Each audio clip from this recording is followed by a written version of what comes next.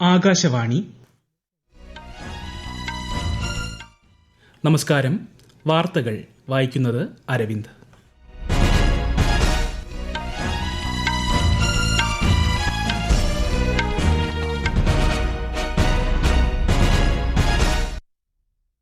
പ്രധാന വാർത്തകൾ. ഭാരതം ഉൽപാദനത്തിന്റെ ശക്തികേന്ദ്രമായി മാറിയെന്ന് പ്രധാനമന്ത്രി നരേന്ദ്രമോദി. ഗുണനിലവാരം വർദ്ധിപ്പിക്കുക, പ്രാദേശിക ഉൽപ്പന്നങ്ങളെ പ്രോത്സാഹിപ്പിക്കുക എന്നിവയ്ക്കാണ് നിലവിൽ ശ്രദ്ധ നൽകുന്നതെന്നും മൻ കി ബാത്തിൽ പ്രധാനമന്ത്രി. മാറുന്ന കാലത്ത് തൊഴിലുകളുടെ സ്വഭാവം മാറുകയും പുതിയ മേഖലകൾ ഉയർന്നുവരികയും ചെയ്യുന്നതായി പ്രധാനമന്ത്രി. സ്വച്ഛ് ഭാരത് അഭിയാൻ, ജലസംരക്ഷണം, പരിസ്ഥിതി സംരക്ഷണം എന്നിവയുടെ പ്രാധാന്യം ഊന്നിപ്പറഞ്ഞ് മൻ കി ബാത്തിൽ പ്രധാനമന്ത്രി. ജമ്മു കശ്മീർ നിയമസഭാ തിരഞ്ഞെടുപ്പ് മൂന്നാം ഘട്ടത്തിലേക്കുള്ള പരസ്യ പ്രചാരണം ഇന്ന് അവസാനിക്കും. വോട്ടെടുപ്പ് മറ്റന്നാൾ. ഇന്ന് ലോക ഹൃദയ ദിനം. ഹൃദയാരോഗ്യം സംരക്ഷിക്കണമെന്ന് ആഹ്വാനം ചെയ്ത് കേന്ദ്രമന്ത്രി കിരൺ റിജിജു. ISLൽ ഇന്ന് Kerala Blasters north east United പോരാട്ടം. വാർത്തകൾ വിശദമായി. രാജ്യത്തിന്റെ പൊതുവായ ശക്തി ആഘോഷിക്കപ്പെടുന്നത് തുടരണമെന്ന് പ്രധാനമന്ത്രി നരേന്ദ്രമോദി. പ്രതിമാസ റേഡിയോ പ്രഭാഷണ പരിപാടിയായ മൻ കി ബാത്തിന്റെ 114 പതിപ്പിലൂടെ ജനങ്ങളോട് സംവദിക്കുകയായിരുന്നു പ്രധാനമന്ത്രി. മൻ കി ബാത്ത് പ്രക്ഷേപണം ആരംഭിച്ചിട്ട് 10 വർഷമായെന്ന് ചൂണ്ടിക്കാട്ടിയ പ്രധാനമന്ത്രി ശ്രോതാക്കളാണ് പരിപാടിയുടെ യഥാർത്ഥ ശില്പികളെന്നും പറഞ്ഞു. സമൂഹത്തിൽ കൂട്ടായ്മയിലൂടെ ചെയ്യപ്പെടുന്ന ഏതൊരു പ്രവൃത്തിയും മൻ കി ബാത്തിൽ ആദരിക്കപ്പെടുന്നു. പ്രതിഭാധനരായ ധാരാളം ആളുകൾ രാജ്യത്തെയും സമൂഹത്തെയും സേവിക്കുന്നതിൽ ഉത്സുകരാണ്. മൻ കി ബാത്ത് പ്രക്ഷേപണത്തിൽ പിന്തുണ നൽകിയ ദൂരദർശൻ, പ്രസാർ ഭാരതി, ആകാശവാണി എന്നിവയുമായി ബന്ധപ്പെട്ടവരെയും മറ്റു മാധ്യമങ്ങളെയും പ്രധാനമന്ത്രി അഭിനന്ദിച്ചു. ജലസംരക്ഷണവുമായി ബന്ധപ്പെട്ട നൂതന സംരംഭങ്ങൾ ഭാരതത്തിന്റെ വിവിധ ഭാഗങ്ങളിൽ ആരംഭിച്ചിട്ടുണ്ട് എന്നത് ആഹ്ലാദകരമാണെന്ന് പ്രധാനമന്ത്രി പറഞ്ഞു. രാജ്യമൊട്ടാകെ ശുചിത്വ പ്രവർത്തനങ്ങളും നടക്കുന്നുണ്ട്. ഒക്ടോബർ 2 സ്വച്ഛ് ഭാരത് ദൌത്യത്തിന് 10 വർഷം തികയുകയാണെന്ന് അദ്ദേഹം ചൂണ്ടിക്കാട്ടി. സ്വച്ഛ് ഭാരതിനെ ബഹുജന പ്രസ്ഥാനമാക്കി മാറ്റിയവരെ അഭിനന്ദിക്കാനുള്ള അവസരമാണിതെന്നും മഹാത്മാഗാന്ധിക്കുള്ള യഥാർത്ഥ ആദരവ് കൂടിയാണിതെന്നും ശ്രീ മോദി പറഞ്ഞു. കേരളത്തിലെ കോഴിക്കോട്ട് 74 വയസ്സുള്ള സുബ്രഹ്മണ്യൻ എന്നയാൾ 23,000-ലധികം കസേരകൾ നന്നാക്കി വീണ്ടും ഉപയോഗയോഗ്യമാക്കിയത് പ്രധാനമന്ത്രി പരാമർശിച്ചു. റെഡ്യൂസ്, റീയൂസ്, റീസൈക്കിൾ അഥവാ RRR ചാമ്പ്യൻ എന്ന് അദ്ദേഹത്തെ വിശേഷിപ്പിക്കുന്നുവെന്നും പ്രധാനമന്ത്രി പറഞ്ഞു. ശ്രീമതി രമ്യയുടെ നേതൃത്വത്തിൽ മാഹിയിലെ യുവജനങ്ങൾ കടൽ തീരത്തുൾപ്പെടെ നടത്തുന്ന ശുചീകരണ പ്രവർത്തനങ്ങളും പ്രധാനമന്ത്രി മൻ കി ബാത്തിൽ പരാമർശിച്ചു. रम्या जी नाम की महिला माहे म्युनिसिपैलिटी और इसके आसपास के क्षेत्र के युवाओं की एक टीम का नेतृत्व कर रही है. इस टीम के लोग अपने प्रयासों से माहे एरिया और खासकर वहां के बीचेज को पूरी तरह साफ सुथरा बना रहे हैं. ശുചിത്വവുമായി ബന്ധപ്പെട്ട് നടക്കുന്ന ക്യാമ്പയിനിൽ പരമാവധി ആളുകളെ ഉൾപ്പെടുത്താൻ അദ്ദേഹം ആഹ്വാനം ചെയ്തു. നമ്മുടെ പൂർവികർക്ക് കലയിലും ശില്പനിർമ്മാണത്തിലും ഉണ്ടായിരുന്ന അസാമാന്യ വൈദഗ്ധ്യം വിളിച്ചോതുന്നവയാണ് അമേരിക്കൻ സർക്കാർ തിരികെ നൽകിയ പുരാവസ്തുക്കളെന്ന് പ്രധാനമന്ത്രി പറഞ്ഞു.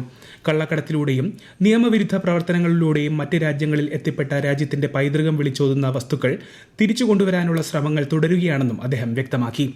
ലോകരാജ്യങ്ങൾ ഇന്ത്യയുടെ പൈതൃകത്തെ അങ്ങേയറ്റം ബഹുമാനിക്കുന്നതിന്റെ തെളിവാണ് പുരാവസ്തുക്കളുടെ തിരിച്ചുവരവെന്നും ശ്രീ മോദി പറഞ്ഞു. മാതൃഭാഷയുടെ അതുല്യമായ പ്രാധാന്യവും പ്രധാനമന്ത്രി എടുത്തുകാട്ടി.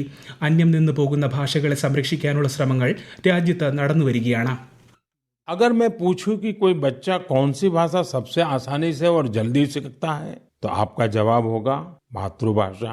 हमारे देश में लगभग 20,000 भाषाएं और बोलियां हैं और ये सब की सब किसी न किसी की तो मातृभाषा है ही है. कुछ भाषाएं ऐसी हैं जिनका उपयोग करने वालों की संख्या बहुत कम है, लेकिन आपको ये जानकर खुशी होगी कि उन भाषाओं को संरक्षित करने के लिए आज अनोखे प्रयास हो रहे हैं. ഡിജിറ്റൽ നവീകരണത്തിന്റെ ഭാഗമായി സന്താലി ഭാഷയെ കൃത്യമായി അടയാളപ്പെടുത്താൻ ക്യാമ്പയിനുകൾ നടക്കുന്നതായും ശ്രീ മോദി പറഞ്ഞു. ഏക് പേഡ് മാ കെ നാം ക്യാമ്പയിൻ പൊതുജന പങ്കാളിത്തം കൊണ്ട് ശ്രദ്ധേയമായതായി പ്രധാനമന്ത്രി വ്യക്തമാക്കി. വൃക്ഷത്തൈകൾ വച്ചുപിടിപ്പിക്കുന്നതുമായി ബന്ധപ്പെട്ട് പ്രാദേശികമായി നടത്തിവരുന്ന പ്രവർത്തനങ്ങളെയും പ്രധാനമന്ത്രി അഭിനന്ദിച്ചു. ഭാരതം ഉൽപാദനത്തിന്റെ ശക്തി കേന്ദ്രമായി ഇന്ന് മാറിയിരിക്കുന്നുവെന്ന് പ്രധാനമന്ത്രി പറഞ്ഞു. വാഹന നിർമ്മാണം, വസ്ത്രനിർമ്മാണം, വ്യോമയാനം, ഇലക്ട്രോണിക്സ്, പ്രതിരോധം എന്നിങ്ങനെ എല്ലാ മേഖലകളിലും രാജ്യത്തിന്റെ കയറ്റുമതി തുടർച്ചയായി വർദ്ധിച്ചുകൊണ്ടിരിക്കുകയാണ്. ഗുണനിലവാരം വർദ്ധിപ്പിക്കുക, പ്രാദേശിക ഉൽപ്പന്നങ്ങളെ പ്രോത്സാഹിപ്പിക്കുക എന്നിവയിലാണ് നിലവിൽ ശ്രദ്ധ കേന്ദ്രീകരിക്കുന്നതെന്നും പ്രധാനമന്ത്രി പറഞ്ഞു. 10 വർഷം തികയുന്ന മേക്ക് ഇൻ ഇന്ത്യ പദ്ധതിയുടെ വിജയത്തിൽ രാജ്യത്തെ വൻകിട വ്യവസായങ്ങൾ മുതൽ ചെറുകിട കച്ചവടക്കാർ വരെയുള്ളവരുടെ സംഭാവനയുണ്ട്. പാവപ്പെട്ടവർക്കും ഇടത്തരക്കാർക്കും സൂക്ഷ്മ ചെറുകിട ഇടത്തരം സംരംഭങ്ങൾക്കും പദ്ധതിയിൽ നിന്ന് ധാരാളം നേട്ടങ്ങൾ ലഭിച്ചു.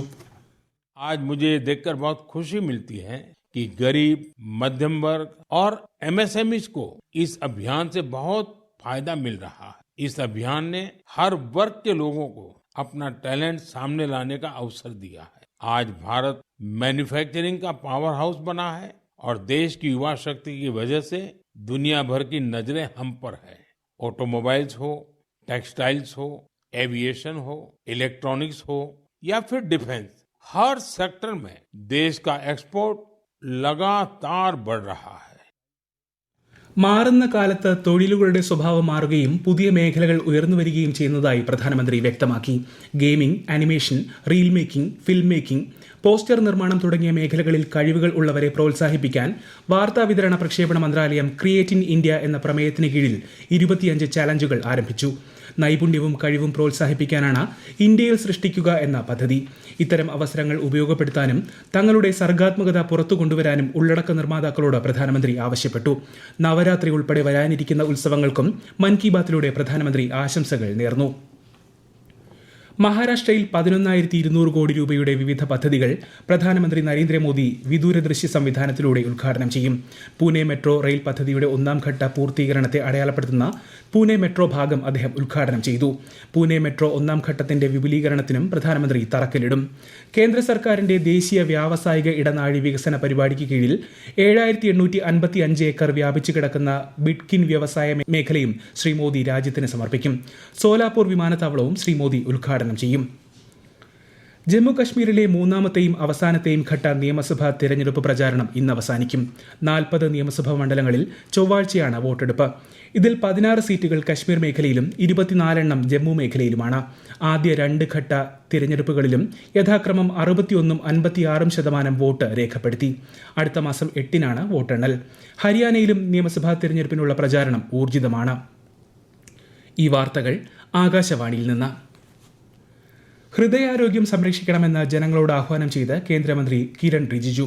ലോക ഹൃദയ ദിനത്തോടനുബന്ധിച്ച് ന്യൂഡൽഹിയിലെ ഇന്ത്യ ഗേറ്റിൽ നിന്നും ഭാരത് മണ്ഡപം വരെ നടന്ന മാരത്തണിലും മന്ത്രി പച്ചക്കൊടി കാട്ടി. 150 ഹൃദ്രോഗികളും 100 ഡോക്ടർമാരും ഉൾപ്പെടെ 800 പേർ കൂട്ട ഓട്ടത്തിൽ പങ്കെടുത്തു. ഹൃദയാരോഗ്യം സംരക്ഷിക്കേണ്ടതിനെക്കുറിച്ച് ബോധവൽക്കരിക്കാനും ഹൃദയാരോഗ്യത്തെക്കുറിച്ച് അവബോധം സൃഷ്ടിക്കാനുമാണ് എല്ലാ വർഷവും സെപ്റ്റംബർ 29 ലോക ഹൃദയ ദിനമായി ആഘോഷിക്കുന്നത്. ISL ഫുട്ബോളിൽ ഇന്ന് കേരള ബ്ലാസ്റ്റേഴ്സ് നോർത്ത് ഈസ്റ്റ് യുണൈറ്റഡിനെ നേരിടും. രാത്രി 7:30 ഗുവാഹത്തിയിലാണ് മത്സരം. കാൺപൂരിൽ നടക്കുന്ന ഇന്ത്യ ബംഗ്ലാദേശ് 2ാം ക്രിക്കറ്റ് ടെസ്റ്റിന്റെ 3ാം ദിനം കളി ആരംഭിക്കാൻ വൈകുന്നു. മഴ മൂലം മൈതാനം നനഞ്ഞതിനാലാണ് കളി ആരംഭിക്കാൻ വൈകുന്നത്. ഇന്നലെ 2ാം ദിനം ഒരു പന്ത് പോലും എറിയാനായില്ല. ഇന്ത്യയിലെ ആദ്യത്തെ സൂപ്പർ കപ്പാസിറ്റർ ഉൽപാദന കേന്ദ്രം കണ്ണൂർ കല്യാശ്ശേരിയിൽ സജ്ജമാകുന്നു. 1ാം ഘട്ടത്തിന്റെ ഉദ്ഘാടനം മറ്റന്നാൾ മുഖ്യമന്ത്രി പിണറായി വിജയൻ നിർവഹിക്കും.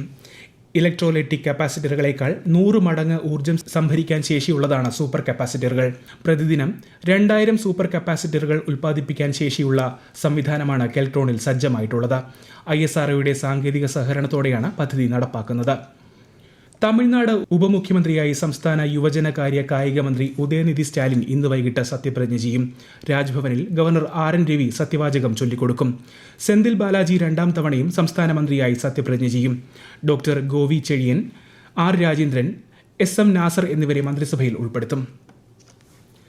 കേന്ദ്ര വാണിജ്യ വ്യവസായ മന്ത്രി പീയൂഷ് ഗോയൽ 4 ദിവസത്തെ സന്ദർശനത്തിനായി നാളെ US-ലേക്ക് തിരിക്കും. US വാണിജ്യ സെക്രട്ടറിയുടെ ക്ഷണപ്രകാരമാണ് സന്ദർശനം. വാഷിംഗ്ടണിൽ ഇന്ത്യ USA CEO ഫോറത്തിൽ ഒക്ടോബർ 2-നും 6ാമത് ഇന്ത്യ US വാണിജ്യ സംഭാഷണത്തിൽ 3-ാം തീയതിയും ശ്രീ പീയൂഷ് ഗോയൽ സഹ അധ്യക്ഷത വഹിക്കും. പ്രധാന വാർത്തകൾ വീണ്ടും. ഭാരതം ഉൽപാദനത്തിന്റെ ശക്തി കേന്ദ്രമായി മാറിയെന്ന് പ്രധാനമന്ത്രി നരേന്ദ്രമോദി. ഗുണനിലവാരം വർദ്ധിപ്പിക്കുക, പ്രാദേശിക ഉൽപ്പന്നങ്ങളെ പ്രോത്സാഹിപ്പിക്കുക എന്നിവയ്ക്കാണ് നിലവിൽ ശ്രദ്ധ നൽകുന്നതെന്നും മൻ കി ബാത്തിൽ പ്രധാനമന്ത്രി. മാറുന്ന കാലത്ത് തൊഴിലുകളുടെ സ്വഭാവം മാറുകയും പുതിയ മേഖലകൾ ഉയർന്നു വരികയും ചെയ്യുന്നതായി പ്രധാനമന്ത്രി. സ്വച്ഛ് ഭാരത് അഭിയാൻ, ജലസംരക്ഷണം, പരിസ്ഥിതി സംരക്ഷണം എന്നിവയുടെ പ്രാധാന്യം ഊന്നിപ്പറഞ്ഞ മൻ കി ബാത്തിൽ പ്രധാനമന്ത്രി. ജമ്മു കശ്മീർ നിയമസഭാ തെരഞ്ഞെടുപ്പ് 3-ാം ഘട്ടത്തിലേക്കുള്ള പരസ്യ പ്രചാരണം ഇന്ന് അവസാനിക്കും. വോട്ടെടുപ്പ് മറ്റന്നാൾ. ഇന്ന് ലോക ഹൃദയ ദിനം.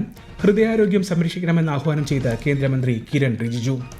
ISL ഇന്ന് Kerala Blasters north east United പോരാട്ടം. വാർത്തകൾ കഴിഞ്ഞു. അടുത്ത വാർത്താ പ്രക്ഷേപണം വൈകിട്ട് 6:30.